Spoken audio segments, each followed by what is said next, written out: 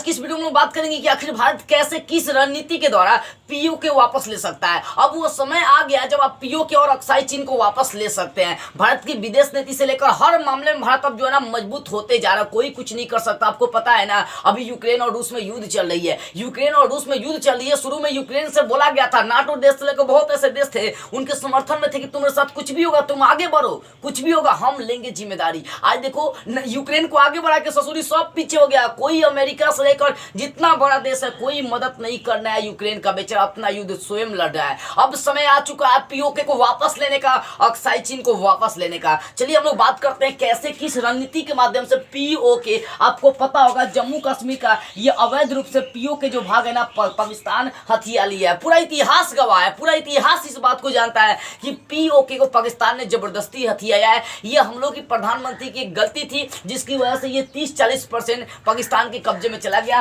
और 1962 के युद्ध में हम लोग हार गए जिसकी वजह से 10% जमीन चीन से हम लोग युद्ध किए थे। 1962 में हार गए थे तो 1962 में युद्ध हारने की वजह से 10 से 15% ये जमीन जो है ना जम्मू कश्मीर का चला गया किसके पास है?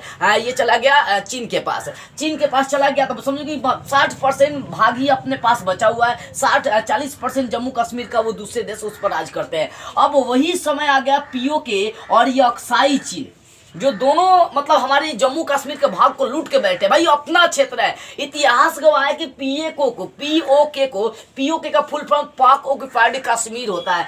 पीओके यानी पीओके देखो इसको पॉक कभी नहीं पढ़ना, आपको पीओके पढ़ना है। देखो पूरा इतिहास जानता है, पूरा इतिहास जानता है कि जम्मू कश्मीर जो है भारत के साथ विलय कर लिया था, भारत के साथ मिला भी है। इंस्ट्रूमेंट और सेशन पर राजा हरि सिंह ने साइन भी किया था, लेकिन फिर भी पीओके का जो जमीन है ना उसको जबरदस्ती पाकिस्तान ने क्या किया, हथिया कर रखा है। भैया सब कोई जानता है। तो इसको अवैध रूप से पाकिस्तान ने क्या किया, कब्जा करके रखा है क्योंकि इधर पाकिस्तान पड़ता है। अब समय आ चुका है इसको वापस लेने। कैसे? अब देखो यहाँ पर आपके पास दो ही ऑप्शन बचते हैं। क्योंकि अगर आप अपने मान लीजिए कि आप पीओके से डायरेक्ट युद्ध करने जाएंगे, अटैक करने जाएंगे, तो बाहरी जो आपके जो सुपर पावर है बैठे हुए जो बड़े बड़े मतलब समझिए देश बैठे, मजबूत देश बैठे, जैसे अमेरिका हो गया, जापान हो गया, चीन हो गया, ये सब आपको युद्ध नहीं करने देंगे। बाबू देखो सबसे पहली बात क्या, पहले तो कोई भी देश से आप किसी देश का विस्तार नहीं करने देगा। कभी अमेरिका या चीन या जापान कोई ऐसा देश नहीं चाहेगा कि भारत अपने देश का विकास करे, चाहे नहीं करेगा। इसी कारण से वो पाकिस्तान का साथ देगा। सब पाकिस्तान का साथ देगा तो देगा एकदम। आप डायरेक्ट यहाँ पर आप यहाँ से पीओके पर देखिए ना अटैक करिए, देखिए अमेरिका से लेकर सारा देश समर्थन में उसके खड़ा हो जाएगा। क्यों? कोई देश ये नहीं चाहता है कि भारत अपने देश का विकास करे, फिर से वो कब्जा कर ले, कभी समर्थन नहीं देगा। लेकिन भारत के पास दो ऑप्शन है, या तो वो डायरेक्ट अटैक करे और नहीं तो दूसरा का गुप्त रणनीति चलाए। क्योंकि भैया पीओके हमारा था, हमारा है, हमारा रहेगा। अब इसके लिए मोदी जी को ऑपरेशन चलानी चाहिए। दो, या तो डायरेक्ट अटैक करिए, भैया मार ना दीजिए, ब्रह्मोस मिसाइल भी छोड़े, कौन बोलने आया, कुछ हुआ है, कुछ नहीं हुआ है, वैसे ही चले 2-4 बम। देखिए और देखिए यहाँ पर हमें या तो हम डायरेक्ट अटैक कर सकते हैं, तो चलाइए 2-4 मिसाइल, कोई कुछ नहीं करने वाला है। शुरू में भवगेगा सब पूरा कि ये कर देंगे वो कर देंगे। यूक्रेन का साथ देखे ना, यूक्रेन के साथ शुरू में जब युद्ध हुआ ना तो अमेरिका बोला ये करेंगे वो करेंगे, मारेंगे फाड़ेंगे छीनेंगे, कोई कुछ करने आया क्या? नहीं। अरे जो तुम प्रतिबंध लगा रहे हो लगाते जाओ, लगा उससे क्या ज्यादा फर्क पड़ने वाला है। देखो थोड़ा सा दबाव तो पड़ता है, लेकिन उस दबाव से शेर जो होते हैं ना अंतिम परिस्थिति तक हार नहीं मानते हैं। वही समय भारत को या तो आप डायरेक्ट यहाँ पर अटैक करिए, अटैक करने के बाद कब्जे में ले लीजिए, युद्ध को विराम कर दीजिए। युद्ध को विराम करने के बाद आप जनमत संग्रह करा दीजिए। काहे कि यहाँ के लोग खुद वहां पर तहलका मचा के बैठे हुए हैं कि जितना श्रीलंका में जितना श्रीनगर में जितना श्रीनगर में विकास हुआ है, चाहे डेवलप हुआ है, उतना यहाँ पीओके में हुआ है क्या? नहीं हुआ है। खुद यहाँ के जनता चाहता है कि हम भारत में मिल जाए और भारत वाले हमें आकर बचा ले। तो भैया आप जनमत संग्रह भी कराएंगे ना तो ये पीओके पाकिस्तान में नहीं जाएगा, हिंदुस्तान में आकर मिल जाएगा। तो एक यहाँ पर आप डायरेक्ट हमला करिए, क्योंकि अभी फिलहाल में ब्रह्मोस मिसाइल पाकिस्तान में हरियाणा पंजाब के बॉर्डर से छोड़ा गया था। अब पाकिस्तान के अंदर 124 किलोमीटर मियां चन्नू में जाकर गिरा था। क्या किया पाकिस्तान ने? कुछ नहीं किया। अरे भारत के मिसाइल का उसके पास तोड़ है ही नहीं, तो कुछ उखाड़ नहीं सकता है, कुछ भारत का बिगाड़ नहीं सकता। उसके पास उतना कैपेसिटी क्षमता है ही नहीं, क्योंकि हम लोग उसके बाप है, वो तो हम लोग बेटा के समान है ना।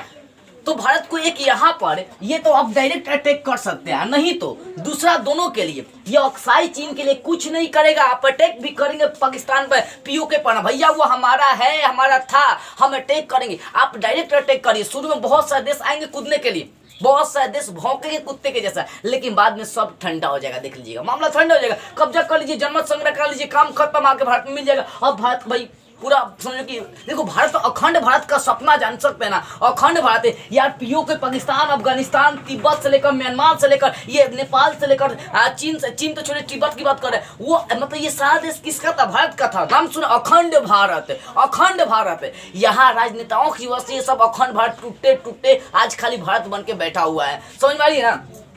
तो बस ये पहला कि या तो आप यहाँ पर अटैक करिए, अटैक करने के बाद उसको कब्जे में लीजिए और वहां पर जनमत संग्रह करा दीजिए। जब देखिए बाहरी एकदम पूरा प्रेशर हमारे ऊपर आ रही है, जनमत संग्रह कराइए कि वो किस में मिलना चाहता है, भारत में मिलना चाहता है, भारत के संग मिला देंगे। ऐसे ही हम लोग 1971 में क्या किए हैं, ये बांग्लादेश को आजाद करा दिए। कौन कूदने? अमेरिका कूदने आया था, रूस खड़ा हो गया, एकदम मुँह चिया दिया, काम खत्म। हम लोग का दोस्त है ना रूस, लेकिन वो भी बेचारा भी युद्ध लड़ रहा था, हमें उससे तो भी मतलब नहीं है। कहने का मतलब है कि अभी हम लोग का जो सेना है, जो आर्मी है, उसका भी हाथ खजुआर है। वो एक बार समझिए कि 1999 में, 1999, 98 या 2000 ईस्वी के आसपास जो युद्ध चला था, उसी समय लड़े थे हमारे सेना। उसके बाद बैठे ना 20-22 साल हो गया बैठे हुए, तो उनका भी हाथ खजुआर। उनको भी तो मौका दीजिए ना, बैठा बैठा के क्या उनके अंदर की जो एनर्जी है, जो उनके टैलेंट है, उनको आप मतलब खराब कर रहे। अरे भैया उन लोग को भी मौका चाहिए एक बार। ये पीओके अपना है यार, कोई शुरू में कोई भी बोलेगा, लेकिन बाद में सब शांत हो जाएगा, ठीक है ना? तो या तो आप यहाँ पर डायरेक्ट अटैक कर सकते हैं पीओके पर, और अटैक करके यहाँ पर जनमत संग्रह कराइए, नहीं तो गुप्त रणनीति चलाइए। आप ऐसा रणनीति चलाइए ना, ऐसा रणनीति